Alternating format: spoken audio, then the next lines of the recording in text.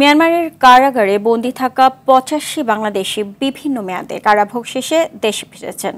আর Rakhine রাজ্যের অস্থিরতায় বাংলাদেশে পালিয়ে আশ্রয় নেওয়া ১২৩ জন বিজিপি এবং সেনা সদস্যকে দেশে ফেরত পাঠানো হয়েছে। সকালে বাংলাদেশিরা কক্সবাজার শহরের নুনিয়ার ছড়ার বিআইডব্লিউটিএ ঘাটে পৌঁছান।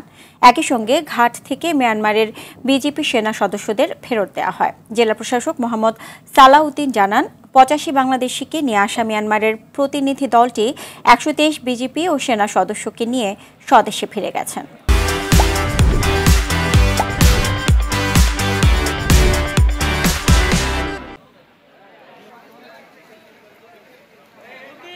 জেলখানার ভিতরে ছিলাম, মানুষ হয়ে গেলাম, মানুষ শিবের ধরে নিয়েছিল 18 মাস। এই মোলাবাইন জেলখানা ওইখানে তো মালয়েশিয়া যাবার জন্য ওইখানে শিপ নষ্ট হয়ে গেছিল, ওইখানে এই প্রশাসন আমাদেরকে